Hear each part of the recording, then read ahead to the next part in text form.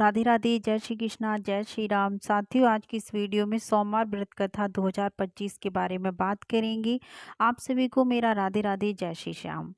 देवों के देव महादेव बहुत ही भोले माने जाते हैं, इसलिए उनका एक नाम भोलेनाथ भी है। पौराणिक मान्यता अनुसार भगवान शंकर को प्रसन्न करने के लिए किसी भी तरह के खास विशेष पूजन की आवश्यकता नहीं होती है, क्योंकि कहा जाता है कि वह तो भोले हैं और भक्त की मन से की गई क्षणिक मात्र की भक्ति से ही वह प्रसन्न हो जाते हैं।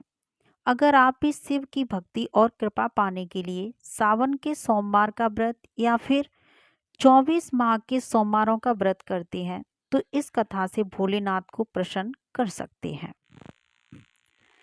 एक बार किसी एक नगर में एक साहूकार था। उसके घर में धन की कोई कमी नहीं थी, लेकिन कोई संतान न होने के कारण वह बहुत दुखी था। संतान प्राप्ति के लिए वह हर सोमवार को व्रत रखता था और पूरी श्रद्धा के साथ शिव मंदिर जाकर भगवान शिव और माता पार्वती की पूजा करता था। उसकी भक्ति देखकर एक दिन माँ पार्वती प्रसन्न होकर भगवान शिव से साहूकार की मनोकामना पूर्ण करने का निवेदन किया। पार्वती जी के आग्रह पर भगवान शिव ने कहा कि हे पार्वती, इस संसार में हर प्राणी को उसके कर्मों का फल मिलता है और जिसके भाग्य में जो हो उसे भोगना ही पड़ता है। लेकिन पार्वती जी ने साहूकार की भक्ति देखकर उसकी मनोकामना पूर्ण करने की इच्छा व्यक्त की। माता पार्वती के आग्रह पर शिव जी ने साहूकार को पुत्र प्राप्ति का वरदान तो दे दिया, लेकिन उन्होंने बताया कि यह बालक 12 वर्ष तक ही जीवित रहेगा। माता पार्वती और भगवान शिव की बातचीत को साहूकार सुन रहा था, इसलिए उसे न तो इस बात की खुशी थी और न ही दुख। वह पहले की भांति शिव जी की पूजा करता रहा। कुछ समय के बाद साहूकार की पत्नी ने एक पुत्र को जन्म दिया। जब वह बालक 11 वर्ष का हुआ तो उसे पढ़ने के लिए काशी भेज दिया गया। साहूकार ने पुत्र के मामा को बुलाकर उसे बहुत सारा धन देते हुए कहा कि तुम इस बालक को काशी विद्या प्राप्ति के लिए ले जाओ। तुम लोग रास्ते में यज्ञ कराते जाना और ब्राह्मणों को भोजन दक्षिणा देते हुए जाना। दोनों मामा भांजे इसी तरह यज्ञ कराते और ब्राह्मणों को दान दक्षिणा देते काशी नगरी निकल पड़े। इस दौरान रात में एक नगर पड़ा जहां नगर के राजा की कन्या का विवाह था, लेकिन जिस राजकुमार से उसका विवाह होने वाला था वह एक आंख से काना था। राजकुमार के पिता ने अपने पुत्र के काना होने की बात को छुपाने के लिए सोचा क्यों न उसने साहूकार के पुत्र को दूल्हा बनाकर राजकुमारी से विवाह करा दूं। विवाह के बाद इसको धन देकर विदा कर दूंगा और राजकुमारी को अपने नगर ले जाऊंगा। लड़के को दूल्हे के वस्त्र पहनाकर राजकुमारी से विवाह करा दिया गया। साहूकार का पुत्र ईमानदार था।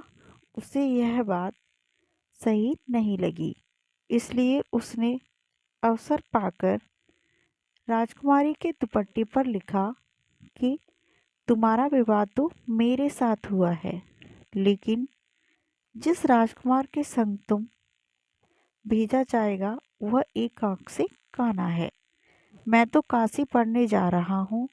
जब राजकुमारी ने चुन्नी पर लिखी बातें पढ़ी तो उसने अपने माता पिता को यह बात बताई।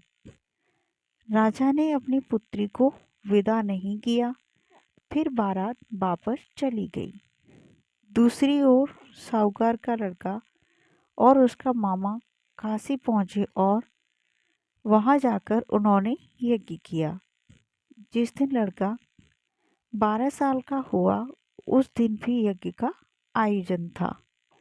लड़के ने अपने मामा से कहा कि मेरी तबीयत कुछ ठीक नहीं है। मामा ने कहा कि तुम अंदर जाकर आराम कर लो।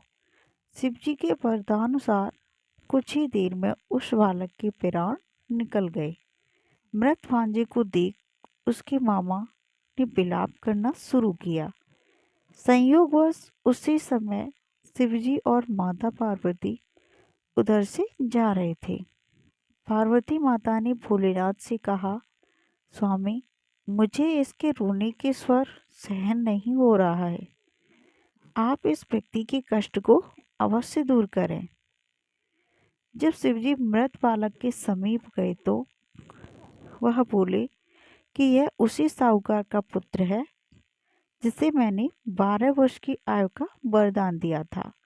अब उसकी आयु पूरी हो चुकी है, लेकिन मातृभाव से विभोर माता पार्वती ने कहा कि हे महादेव, आप इस बालक को और आयु देने की कृपा करें, अन्यथा इसके वियोग में इसके माता पिता भी तड़प तड़प कर मर जाएंगे। माता पार्वती की पुनः आग्रह पर भगवान शिव ने उस लड़के को जीवित होने का वरदान दिया। शिव जी की कृपा से वह लड़का जीवित हो गया। शिक्षा पूरी करके लड़का मामा के साथ अपने नगर की ओर वापस चल दिया।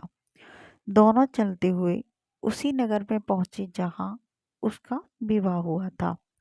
उस नगर में भी उन्होंने यज्ञ का आयोजन किया। उस लड़के के ससुर ने उसे पहचान लिया और महल में जाकर उसकी खातिरदारी की और अपनी पुत्री को विदा किया। इधर साहूकार और उसकी पत्नी भूखे प्यासे रहकर बेटे की प्रतीक्षा कर रहे थे। उन्होंने पर कर रखा था कि यदि उन्हें अपने बेटे की मृत्यु का समाचार मिला तो वह भी प्राण त्याग देंगे, परंतु अपने बेटे के जीवित होने का समाचार पाकर वह बेहद प्रसन्न हुए। उसी रात भगवान शिव ने साहूकार के स्वप्न में आकर कहा, हे श्रेष्ठी, मैंने तेरे सोमवार के व्रत करने और व्रत कथा सुनने से प्रसन्न होकर तेरे पुत्र को लंबी आयु प्रदान की है। इसी प्रकार जो कोई सोमवार व्रत करता है या कथा सुनता है और पढ़ता है, उसके सभी दुख दूर होते हैं और सभी मनोकामनाएं पूर्ण होती हैं। तो साथियों, इस प्रकार से साहूकार का बेटा जीवित हुआ और भोले शिव ने साहूकार को सपने में आकर सोमवार व्रत का फल प्राप्त होने की महिमा बताई। तो साथियों, हम सभी को सोमवार व्रत अवश्य रखना चाहिए और बहुत भरपूरता के साथ रखना चाहिए, मनोबल के साथ रखना चाहिए। श्रद्धा से पूजा पाठ करें, मन से करें।